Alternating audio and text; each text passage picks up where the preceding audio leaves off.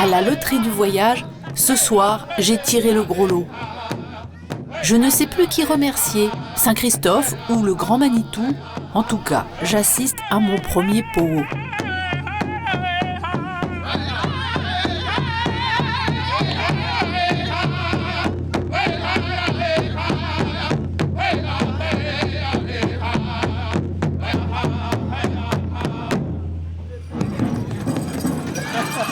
Venus de toutes les réserves environnantes, les Sioux, les Cris, les Assiniboines commémorent le 4e traité signé avec le gouvernement canadien.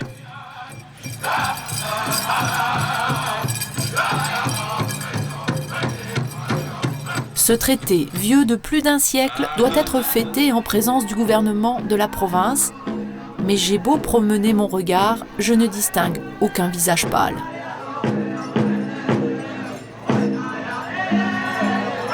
Star Blanquette, chef d'une tribu Cri, déplore leur absence depuis plusieurs années.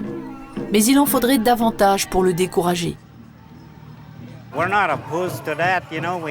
On n'est pas opposé à cela. On est censé vivre ensemble. Et cela fait partie de notre principe de vie, d'être tous en harmonie, de coexister. Mais ce que l'on veut aussi, c'est partager, jouer notre rôle, participer au développement et aider, avoir une place en termes d'économie canadienne et pour tout le reste.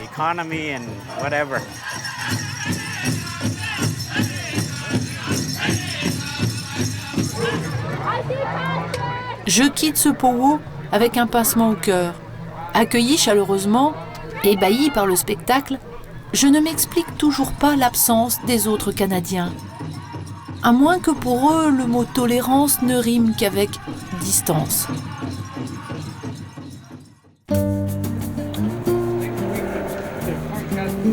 Les 1300 km qui me séparent d'Edmonton semblent s'étirer au fur et à mesure du voyage. Peu de stations essence, pas de ville, quelques fermes, un cauchemar pour les voitures fatiguées.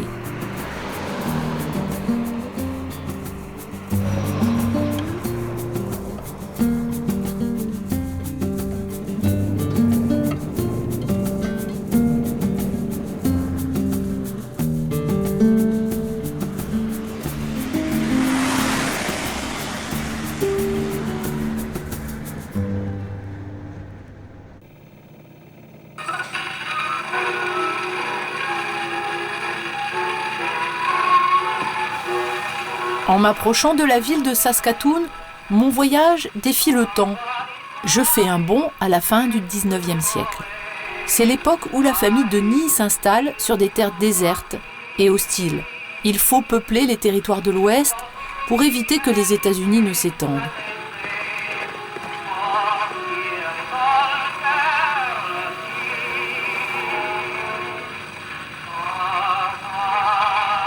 Quatre générations plus tard, Arthur Denis joue le shérif pour amuser les enfants. Hey, you two girls, I don't think you understood. You have to be sitting on the ground right here. La dure vie de l'Ouest fait partie de son histoire, comme cette longue bataille qu'il a dû mener tout petit pour garder intacte la langue de son arrière-grand-père. Vois-tu, là, depuis 1970, on a moins la résistance. Vois-tu, le gouvernement, ils ont accepté le français, puis à cause que le Canada est quand même bilingue. Alors, mais avant ça, Ottawa là, était bilingue, mais le restant des provinces ne l'étaient pas. Puis étaient contre le français. C'était contre la loi de parler le français ou la religion. Alors, quand on parle de résistance, d'habitude, quelqu'un qui résiste est beaucoup plus fort que d'autres personnes. Ça veut dire que là, les Français étaient très, très forts, très organisés dans tout. La religion, travailler souterrain, travailler avec les politiciens. Vois-tu, là, c'était pas de faire la guerre ouvertement, vois-tu, on serait fait des fêtes. C'est qu'il fallait que ce soit tout sournois, il fallait que ce soit avec politesse, puis tout ça, puis aussi caché. Retour vers le futur, la transcanadienne m'attend et elle me conduit en Alberta.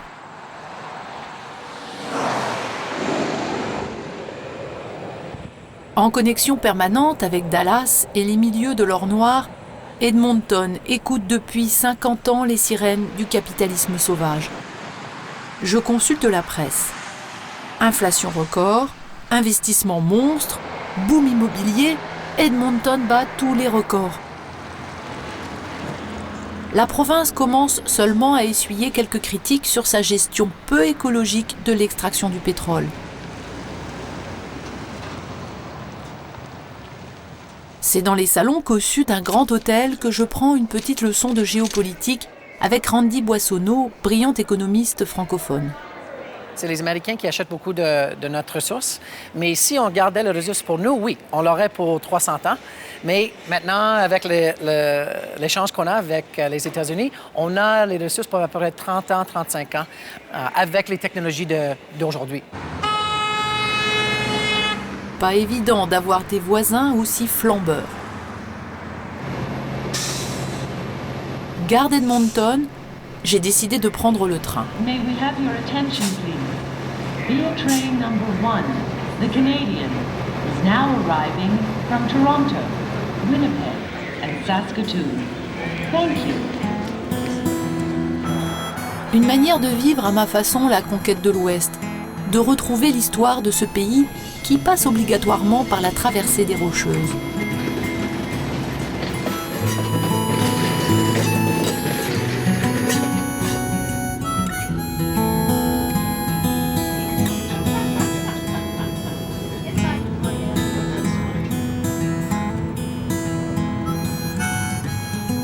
Un train de loisirs et de découvertes, où les étrangers du monde entier investissent tout l'espace.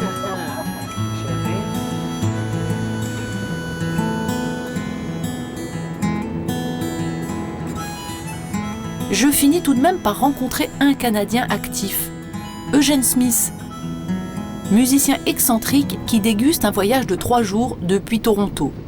Le Canada a été construit grâce au chemin de fer d'une côte à l'autre. Mais beaucoup de gens aujourd'hui l'ont oublié. Bon, il y en a tout de même qui s'en souviennent, parce que je viens de lire un article qui dit qu'ils étaient 4 millions à voyager en train l'année dernière. Ça veut bien dire qu'il y a des gens qui pensent à prendre le train. C'est sûr que c'est assez cher, mais surtout ce qu'il y a, c'est qu'ils sont très pressés. Tout le monde est pressé, c'est pour ça.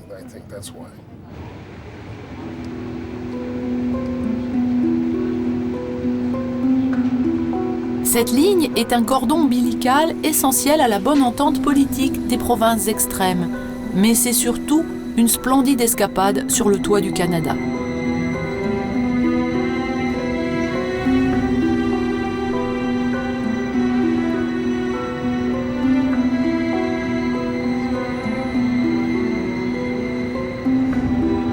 Je traverse un paysage intact depuis sa sortie de terre il y a 57 millions d'années. Une naissance titanesque, à l'origine de cette barrière de 4000 km qui finit très au sud, à la frontière du Mexique.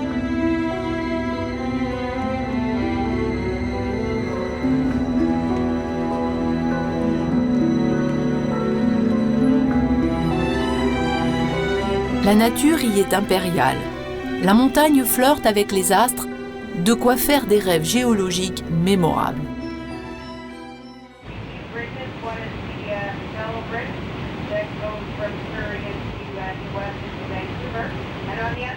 23 heures de traversée et me voici au bout de mon défi.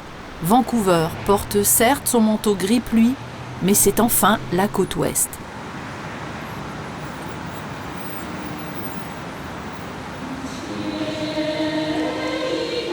Fin du voyage, parmi les descendants d'ouvriers chinois, ceux-là même qui ont construit la voie ferrée au prix de leur vie.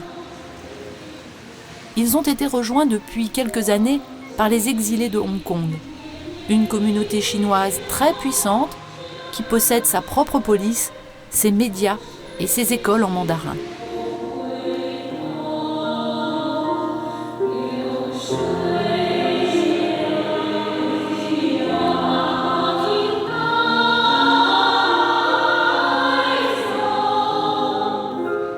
Du haut des tours de Vancouver, je contemple mon voyage. J'ai serré la main d'une bonne vingtaine de nations, décidées à construire le pays, chacune à leur manière. Je me souviens alors de ma rencontre marquante avec l'historien de la route, Serge Bouchard, et son esprit affûté. On est humain dans un pays qui a voulu exister, puis qui cherche à exister toujours. La transcanadienne, c'est presque une route d'explorateur, d'exploration, mais une route qui est en chantier.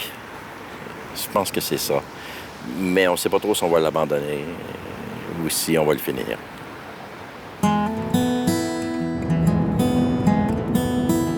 Je reviendrai au Canada, peut-être pour faire la route dans l'autre sens.